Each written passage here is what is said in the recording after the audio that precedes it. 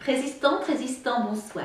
Aujourd'hui, je voudrais faire l'autopsie d'une émission de télévision manipulatrice et réductrice, celle passée sur France 2 qui s'appelait « Islam au nom de la peur ». C'était une émission d'envoyé spécial sur ceux qui dénoncent l'islamisation de la France. Alors, comment des journalistes s'y prennent-ils pour faire de la désinformation avec les montages, avec les coupes et avec les petites phrases? C'est ce que nous allons essayer de voir à partir de simplement quelques exemples. Tout d'abord, le premier procédé, c'est tout simplement des mensonges, des affirmations mensongères des journalistes. La toute première. Leur cheval de bataille, c'est le rejet de l'islam. Ils sont anti-musulmans, ils l'affichent et le revendiquent. Faire passer les anti-islam pour des anti-musulmans alors que rien dans le reportage ne permet justement d'entendre ce discours, alors que personne ne dit que les gens sont anti-musulmans, que les gens en veulent aux musulmans, c'est vraiment du mensonge et c'est même de la diffamation. Ni Myriam Picard, ni Anne Zelensky n'ont un discours xénophobe. Au contraire. Elles sont inquiètes pour les petites filles, elles sont inquiètes pour les femmes et elles sont donc inquiètes en priorité pour les musulmanes. Et ça n'apparaît nulle part dans le reportage. On insiste lourdement sur les identitaires qui ont un certain nombre de différences par rapport à nous, jacobins, universalistes. Les identitaires sont régionalistes et considèrent qu'effectivement, l'islam ne leur pose pas de problème à condition que l'islam reste dans son pays. Ça fait partie des différences entre nous que nous avons expliquées d'ailleurs dans le livre L'apéro saucisson pinard qui sortira le 15 mars. Nous montrerons bien plus que cela toutes nos divergences politiques, mais aussi les éléments qui peuvent nous rassembler, notamment nos inquiétudes sur l'islamisation de la France. Or, même les identitaires qui ont un discours beaucoup plus séparatiste que nous ne disent à aucun moment on va jeter les musulmans à la mer. Au contraire, ils se disent simplement si vous voulez vivre comme la charia l'impose, si vous voulez vivre à la mode islamique, eh bien allez vivre dans un pays musulman. La France n'est pas un pays musulman. Ça peut se discuter. Nous ne défendons pas ce point de vue parce que nous considérons qu'un Pascal Hilou, une Malika Sorel, une Chador Javan ont toute leur place en France et qu'il serait dommage, parce qu'ils sont nés musulmans, qu'ils ne puissent pas vivre en France où ils sont plus français que les Français d'origine. Deuxième mensonge, ceux qui se battent en France contre l'islam seraient, selon la journaliste, des militants d'extrême gauche et d'extrême droite. Ah bon? Anne Zelensky, compagne de route de Simone de Beauvoir, tête de file des féministes d'extrême droite. Anne Zelensky, amoureuse de la France, qui lui a donné toutes ses références, patriote d'extrême gauche. Vos luttes d'aujourd'hui, vos critiques sur l'islam sont compatibles avec vos idées d'hier? Absolument. Non seulement elles sont compatibles, elles sont le prolongement de mes idées. Tout ce qui menace les libertés individuelles, l'égalité des hommes et des femmes, m'effraie. Myriam Picard, jeune mère de famille, amoureuse de la vie, amoureuse de la liberté, de la République, de la France, d'extrême gauche. Elle qui défend la liberté d'expression, elle serait d'extrême droite. Même les identitaires. Même Jean-Yves Camus dit que les identitaires ne sont pas d'extrême droite, mais sont populistes. Évidemment, il est tellement facile d'essayer de faire croire à celui qui regarde que ceux qui luttent contre l'islam sont des groupuscules extrémistes, donc dangereux, donc à ne pas écouter, que la tentation est belle. Mais c'est un mensonge éhonté. Et n'importe qui ayant vu le reportage et voulant creuser un petit peu pourra se rendre compte directement. Troisième mensonge. La journaliste dit que Myriam est une vitrine qui cache une aversion très profonde pour l'islam. Mais Myriam ne cache rien. Elle a une aversion très profonde pour l'islam, justement, et même Jean-Yves Camus le reconnaît. Il y a un langage clair, une manière de parler à la presse et d'exposer ses idées qui est effectivement cash et qui tranche avec l'habitude qu'on a pu avoir des groupuscules qui ou bien pratiquaient le secret quasi absolu et refusaient tout contact avec l'extérieur, ou bien alors de ceux qui n'assumaient pas et qui en fait s'exposaient rapidement au risque que des enquêtes journalistiques démontrent qu'il y avait la face ouverte et la face cachée. Donc là, on a effectivement un discours qui est direct et donc il ne prend pas de faux semblants. Que sous-entend la journaliste vaincue, Myriam Picard, qui, avec son joli sourire, son air tout à fait normal, cacherait en fait, serait une espèce de fer de lance pour cacher une haine terrible contre l'islam. On sent que la journaliste est gênée. Que reprocher à Myriam? Dans la liste des mensonges supplémentaires, la journaliste affirme tranquillement qu'il y aurait eu des prières dans la rue, faute de place, dans la petite mosquée de la rue Mira, alors qu'on sait très bien que cette mosquée était vide, que les gens n'utilisaient pas les mosquées à disposition, que beaucoup de gens venaient de leur banlieue lointaine pour prier dans la rue chaque vendredi, et quand on sait enfin qu'il y avait de la place à la grande mosquée de Paris, puisque Dali Boubacar lui-même avait proposé d'accueillir les prieurs de rue. On se rend compte quand même que la journaliste fait sciemment et délibérément un travail de désinformation. Dernier mensonge énoncé, il y en avait d'autres, mais on ne va pas faire une liste complète. Le nombre de musulmans, 4,5 millions. Moi, je veux bien. J'aimerais comprendre pourquoi les musulmans eux-mêmes scandaient « Hollande, nous sommes 10 millions » il y a quelques semaines. Attention, on est 10 millions. Attention, on est 10 millions. Attention, on est 10 millions. Attention, on est 10 millions. Attention, on est 10 millions. Attention, on est 10 millions. J'aimerais savoir aussi pourquoi, s'il n'était que 4,5 millions, on aurait 50% de la viande de ce pays qui serait abattue selon le rite halal. Laissons là les peurs et passons à un deuxième volet, à une deuxième technique pour dissuader les gens de croire les islamophobes que nous sommes. L'islamophobie serait une maladie mentale ou un fantasme alimenté de façon pathologique. D'abord le titre du reportage, Islam au nom de la peur. Certains les qualifient d'islamophobes, un terme controversé et sujet à polémique. Islam au nom de la peur, c'est une... On sent que d'entre le mot peur et peur irraisonnée, peur qui n'a pas de sens, il n'y a qu'un pas que les journalistes vont franchir allègrement. Mais l'élément le plus intéressant, c'est ce qui concerne encore une fois Myriam. Myriam passe 3 heures par jour à se documenter sur l'islam. La journaliste filme un certain nombre de livres et ose dire que le choix des ouvrages est limite puisqu'il porterait sur les fanatiques en Afghanistan.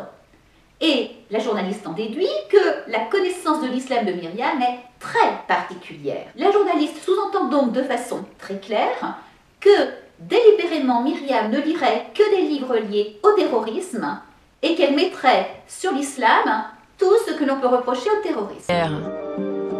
Les livres qu'elle nous montre ce jour-là ne sont que des témoignages inquiétants sur les dérives des fanatiques en Afghanistan ou au Pakistan. Un univers anxiogène. Désinformation, manipulation. Les livres que nous montre Myriam, les livres que nous montre la journaliste, quels sont-ils? Sur cette table, ce n'est qu'un petit échantillon de sa bibliothèque et de ses idées. Elle s'est forgé ses convictions. Vous avez pu les repérer, moi aussi. De l'islam en général et du monde moderne. Livre de Jean-Claude Barrot. Jean-Claude Barrot a été conseiller de François Mitterrand, conseiller de Pasqua, avant de se retrouver au conseil d'administration de l'INED, Institut national des études démographiques. Et il a été démis de ses fonctions par le socialiste Jean-Luc Bianco, qui soutient Hollande, pour avoir écrit « L'islam pousse l'enfermement de la femme plus loin qu'aucune autre civilisation. » On n'a pas le droit, dans un livre, en France, pour un socialiste comme Jean-Luc Bianco, soutien de François Hollande, de dire des vérités comme celle-ci, et qui sont simplement des études de la réalité de l'islam. Le livre de Jean-Claude Barrot, Terrorisme en Afghanistan. Deuxième livre qu'on a pu entrevoir, Oscar et les minarets, où notre ami suisse explique en long et en large que l'on peut respecter les croyances, il est chrétien, il défend les religions, mais que l'on n'a pas le droit d'occuper l'espace public de façon sonore avec des minarets. Et que quand on construit des minarets, c'est forcément pour l'appel du muezzin et que ça n'est pas tolérable dans un pays où tout le monde doit vivre de façon discrète et sans gêner personne. Terrorisme en Afghanistan. Troisième livre, La France en danger d'islam, de René Marchand. Ce livre a été fini d'écrire en juin 2001, avant les attentats du 11 septembre. Aucun rapport avec le terrorisme. René Marchand s'inquiète du nombre de musulmans qui croient en France, de l'immigration non contrôlée et de l'islam qui porte intrinsèquement, dans ses textes, dans ses préceptes, des éléments incompatibles avec la République, avec la démocratie, et il tire un cri d'alarme. Juin 2001. L'islam et non pas le terrorisme, et non pas l'islamisme. Mais terrorisme en Afghanistan pour la journaliste. Le radeau de Mahomet, de Peroncel-Hugo, livre paru cette fois-ci en 1983. Il explique ce qu'est l'islam et il explique notamment ce qu'est la vie des Coptes en Égypte. 1983 déjà, à cause de l'islam, à cause de ce que recèle le monde musulman. Jacques-Alain Léger, Tartuffe et Ramadan. Il y dénonce Tariq Ramadan et l'instauration de la charia en France pour les musulmans. Mais terrorisme en Afghanistan pour la journaliste. Menaces religieuses sur l'hôpital d'Isabelle Lévy. Cette conférencière raconte ce qu'elle a vu au cours de son tour de France des hôpitaux, où elle a vu toutes les entorses à la loi de 1905, toutes les entorses à la laïcité, et notamment toutes les violences qui sont faites dans tous les hôpitaux pour que les femmes ne soient pas touchées par des médecins hommes, pour que les infirmières et les infirmiers puissent faire leurs 5 prières par jour, les hymen soient refaits, remboursés par la sécurité sociale, pour que des circoncisions rituelles soient effectuées, remboursées par la sécurité sociale. Mais pour la journaliste, ça c'est le terrorisme en Afghanistan. Puis il y avait aussi encore À contre le Coran, toujours de Jacques-Alain Léger, qui montrait, là encore, les rapports entre le Coran et l'islamisme et les dangers de celui-ci, tout simplement. Alors bien sûr, tous ces livres forment pour la journaliste un univers très anxiogène.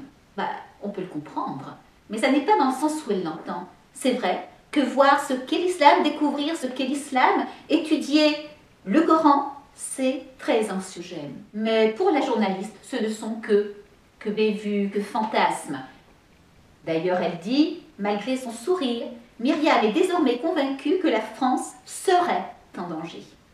Conditionnel, le doute, on est dans le fantasme. Et c'est d'ailleurs la version qui est défendue par Frédéric Lenoir du Monde des religions.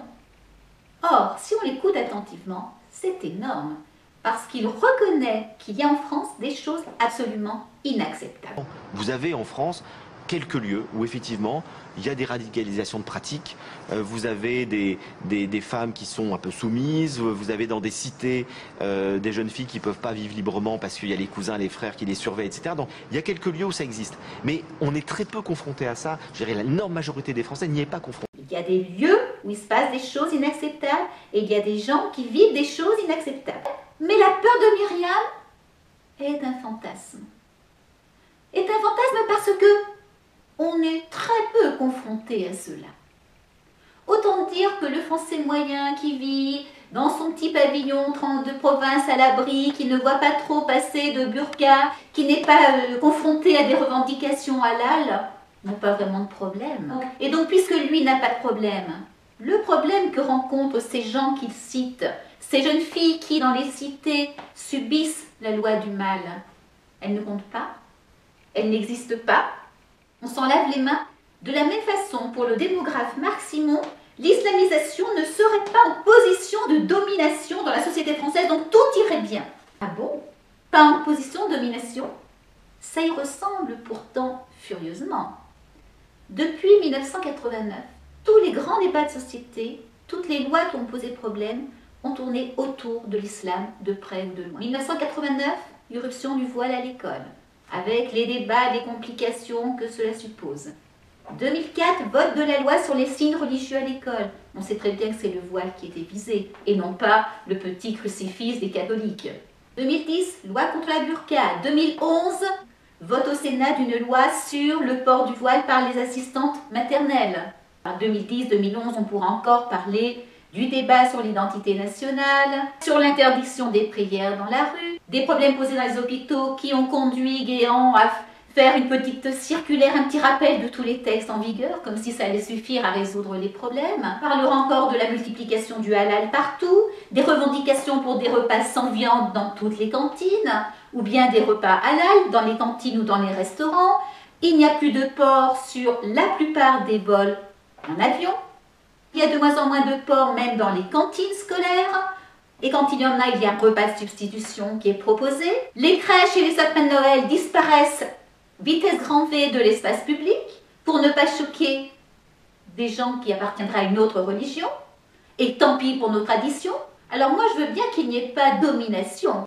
Il faudrait qu'on m'explique comment des gens qui forment a priori moins de 10% de la population de ce pays réussissent à imposer leurs lois, leurs demandes communautaristes et à cannibaliser le débat public depuis 24-23 ans. S'il n'y a pas de domination, ça y ressemble. On laissera le mot d'afin à Marc Simon. Il me paraît déplacé que de considérer que l'islam serait incompatible avec la société française. Vous avez là tout. C'est une posture intellectuelle. Il n'est pas de bon goût de critiquer l'islam. C'est déplacé, très cher. Question d'appréciation, question de posture intellectuelle. Mais le réel, bordel, le réel, c'est la réponse de Lionel Lucas à la journaliste qui l'interroge sur la pertinence d'un apéritif saucisson vin rouge. Il lui dit « Vous préféreriez pétard kebab ?» Il a tout dit. Vive la République, vive la France et à demain. Allons enfants de la patrie, retrouvons nos idéaux. Ce qu'on nous viole et qu'on salit, hissez haut notre drapeau.